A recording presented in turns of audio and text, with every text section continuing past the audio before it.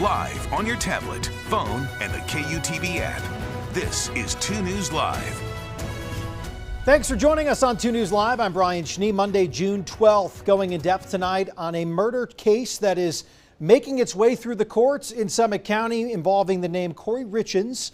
We've covered this before. We'll take a look at that coming up with some team coverage. Here is a look at what is making headlines tonight. Right now, you can find this on our website, KUTV.com. Salt Lake police say they've arrested a shooting suspect. Police say that 30-year-old Johnny Cuevas opened fire near 1st South and 3rd East last night. A 23-year-old man was hit and is now at the hospital receiving treatment. Also making headlines tonight, increased security in Miami this evening, where former President Donald Trump is scheduled to appear in court tomorrow. He faces a total of 37 counts in a federal indictment related to his handling of classified documents after leaving office. Also making headlines tonight, right now on our website, a sentence of the nephew of Warren Jeffs after he pleaded guilty to custodial interference charges. His name is Heber Jeffs, given 36 months of probation and a $950 fine. Finally, Utah Department of Health and Human Services contacting thousands of Utahns after a mailing error was made where personal Medicaid information was mailed to the wrong address. For some Utahns, this information included financial identifiers like your social security number. As we go in depth tonight, you can always get in touch with us throughout the show by using the hashtag 2NewsLive to join the conversation. You can find us on Facebook, on Twitter, on Instagram, anywhere you'd like. Really, at this point, you can send us a message there to weigh in. As the murder case against Kouri Richins moves forward in Summit County, the realtor and the mother of 3 will remain behind bars. A judge denied a request to let Kouri out on bail. This after an hours-long hearing with emotional testimony. Daniel Woodruff was there for the entire hearing. Daniel, we will have him somewhere. Daniel's somewhere. He's out there. Daniel Woodruff joining us in the car tonight. How was that hearing? How did it play out? And it seemed a little bit unusual to hear so much context from the defense. Yeah, we're just driving back from Summit County now, and it was unusual in the fact that this was an hours-long detention hearing. The judge heard 3 witness testimonies. He also heard from the family of Eric Richins, who was married to Kouri Richins. Kouri is accused of killing her husband Eric with fentanyl back in March of 2022. And so the judge heard arguments today from the defense arguing that Kouri Richins was a good mother and a good wife who deserves to be let out on bail, and that the evidence the defense believed was flimsy in this case. But prosecutors argued the opposite. They put up witnesses to that effect, and the judge ultimately took very little time to decide that this was not going to happen. Kouri Richins remains in jail as her murder case against her proceeds. There will be no bail at this point for her, despite what her defense had requested. We're not able to hear Daniel quite well in his current state right now, driving back to the Salt Lake area from Park City. So if you'd like to get Daniel Woodruff's analysis and coverage on this today, please go to our website, KUTV.com. Daniel was in some of our earlier newscasts as well, so you can refer back to some of those to weigh in, but also we'll get that up on our website shortly. Let's continue to go in depth on this. Kouri Richins' attorneys were trying to make a case for why their client deserved bail. That may not have worked today, but in court documents filed late last week, they made their case for why she's innocent. Lincoln Graves spent the day poring over these documents, joining us live now. Lincoln, you spoke with a legal expert about this case. What did they have to say? Well, you know, they said that there's a lot of information contained within these documents, and we don't normally see a lot of the defense information that early in this type of a legal proceeding. So he says that this actually portrays confidence on the part of the defense team, saying that they're getting this information out early, out before a jury trial. Again, he says this doesn't typically happen in this fashion. Sometimes the defense team likes to keep things close to the chest. They don't like to reveal their cards. But in this case, he says that because they're doing this so early, it likely portrays a level of confidence that, you know, the story's not going to change, and that they believe they have a strong defense. Brian? Lincoln, does he think the prosecution has a pretty strong case right now?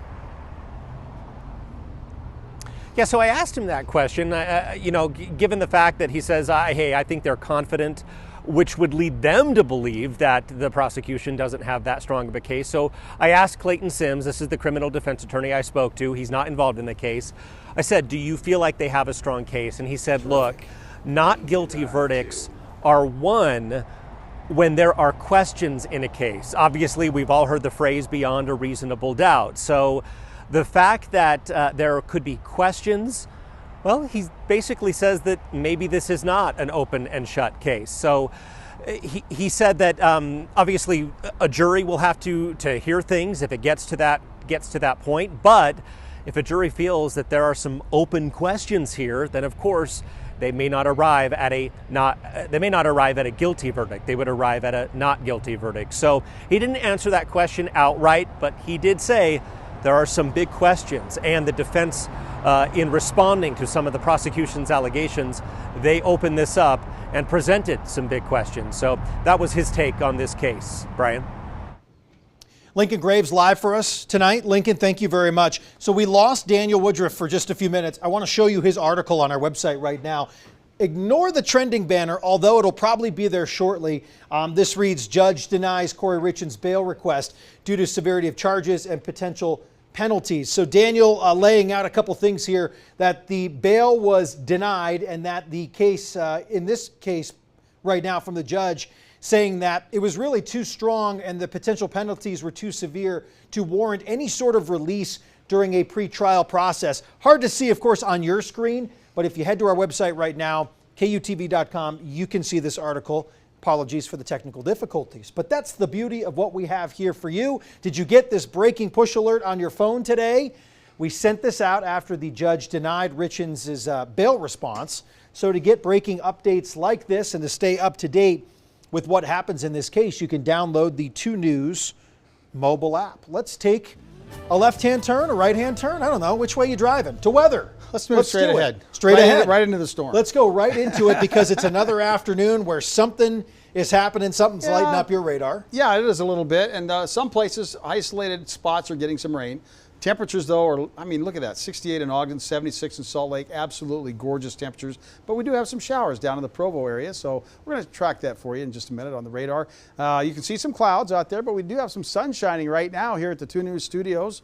The storms are coming from the east, so they're usually not quite as strong when that happens, but they can produce some moderate rain. 60 in Provo and Nephi. Look at Panguitch at 55 degrees. Cedar City right now is 58, and St. George is only 70 degrees this afternoon because they too have had a few showers and storms moving through their neck of the woods. Here's the low pressure system that's going to be tracking off to the north and east as over the next 24 to 36 hours. Eventually it'll move to the east, and then we'll start to see a northwesterly flow. We'll start to see drier air moving to the state. And great news for Father's Day. It's going to be an absolutely gorgeous weekend. Start making your outdoor plans now because the radar is not going to look like this on Father's Day weekend. We are going to see a drier period of weather moving in. But right now, let's track a few storms for you. We've got this little band which has really decreased in intensity very quickly with some gusty winds, some light to moderate rain showers in the vicinity of St. George, and those are going to fizzle out here in the next hour or so. So those are the strongest storms we've seen down in the southern part of Utah tonight. 57 in Ogden, 54 in Provo, 45 in Richfield, 45 in Cedar City. Those very pleasant overnight low temperatures continue across the entire state. 50 degrees tonight in Logan. Tomorrow we'll be up to 71 in Logan. More of those showers and storms across mainly the northern portions of the state. Southwestern Utah will dry out. Southeastern Utah, there's still a slight chance of some storms over the higher terrain, but they could move off into the valleys as well. Let's track it for you. On Future Track, you can see how quickly things dry out across southern Utah and the storms move off to the north and east. But we still have, at 10 o'clock tonight, these scattered showers moving in from the northeast across the Wasatch Front. So we may see some more sprinkles, maybe some more lightning flashes through the nighttime hours tonight. Then at 8 o'clock tomorrow morning, the winds are shifting in the upper levels of the atmosphere as that low moves off. And we'll see the storms coming directly out of the north and then eventually out of the northwest. This is 7 o'clock tomorrow evening. And then they'll start coming from the northwest. And there's another little batch of showers that could come through on Wednesday. So we're keeping the showers in the forecast through at least Wednesday, and then things will be improving. Arches tomorrow, 83. Capitol Reef, 68. Bryce Canyon, 64. We'll call it mostly cloudy to cloudy over the mountains. 82 in Zion National Park. What a great day for hiking there. Above normal precipitation is still into the forecast all the way through the 22nd of June. But at the airport so far, we have not seen above normal precipitation. We're about half of what we should be for the month of June so far. And the month of June usually produces just a little less than an inch of rain. And so far we're only at 0.21. So we got a ways to go to catch up to that. And below normal temperatures are expected. Now that is something we haven't had either. We've still had cool temperatures, but they haven't really been that much below normal so far for the month of June. But they're forecasting below normal bullseye, higher percentage of probability of low temperatures, colder temperatures than normal across the Pacific Northwest, and Utah's included in that as well. 89 to 92, up to 94, 97. Check out Saturday and Sunday in St. George. It is absolutely gorgeous, a little bit windy on Sunday. So get out there and enjoy a nice weekend for Father's Day weekend. For Salt Lake City, we're in the 70s the next couple of days, actually the next 3-4 days. And then by Saturday, we're up to 84, 85 on Sunday. That'll be a gorgeous day. Our normal high in Salt Lake City right now is 83, so I would say we're going to be right close to normal. And those temperatures are feeling really nice out there this afternoon, so if you've got an evening walk planned, you might get a sprinkler too, Brian, but it's really pleasant out there right now. You've been doing this a little bit here. Is this a little unusual, this pattern at this time of year? Yeah, this pattern has been unusual because we've had one low pressure system after another crossing Utah and generally to the south of us. That doesn't usually happen this time of the year. So it is unusual, but it's happening. So we're dealing with it. Usually it's a May and April type of event that we see that happening. And we get some east winds usually in the early spring, April, March and April. And sometimes we get those east winds again late in the fall. We start to get some of those low pressure systems tracking to our south.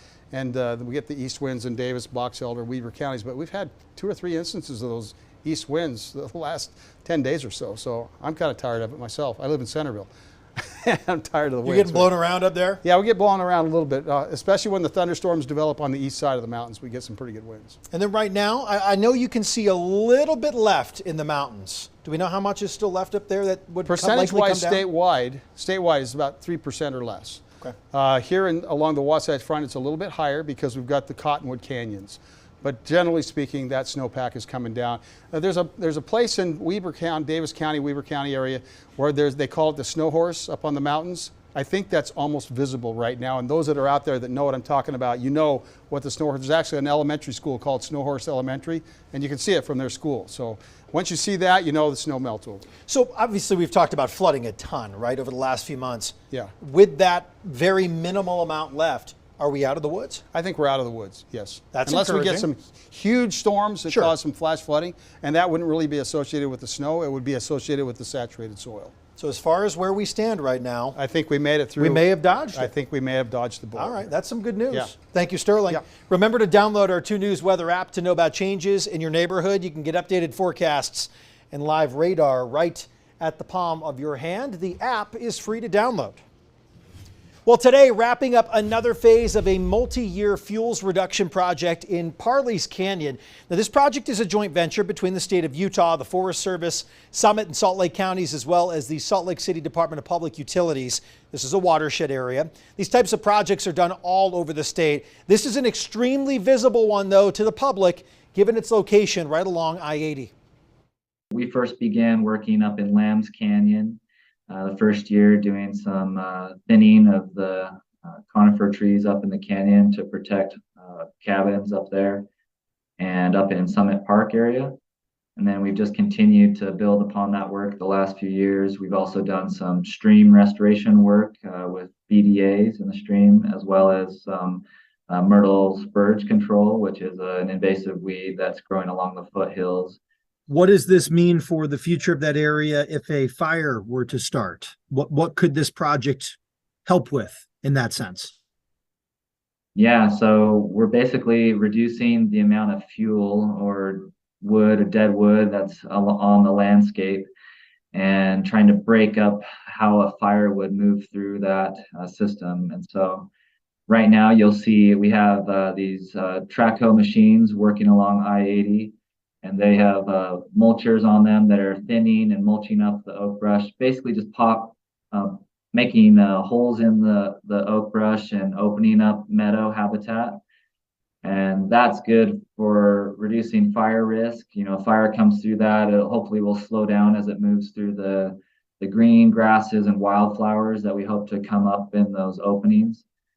But those openings also are really good for wildlife. That those grasses and wildflowers provide food for big game like deer and elk, and they need that to build up fat stores so they can survive winters like we had this last year. We've been doing this work for about 15 years across the state and had lots of great successes. There's lots of examples of how going in mechanically thinning old growth trees can really bring back and invigorate the systems. And I think this project is kind of more visible than a lot of those projects out in the middle of the mountains or the desert. And so it's really kind of one of those first projects that's really visible along the Wasatch Front where a lot of people can see. And so I think it's a special project in that it can really help educate people about the need to do this work. So this project hopes to reduce the risk of wildfire, protect drinking water, and improve wildlife habitat. So the Parleys Creek watershed provides about 20% of the water supply to Salt Lake City's residents. If you are interested in learning more about the watershed projects all throughout the state of Utah, this website, wri.utah.gov, shows the projected projects here, proposed right now, with about 121 projects right now in the pipeline. Currently, 284 projects in the works.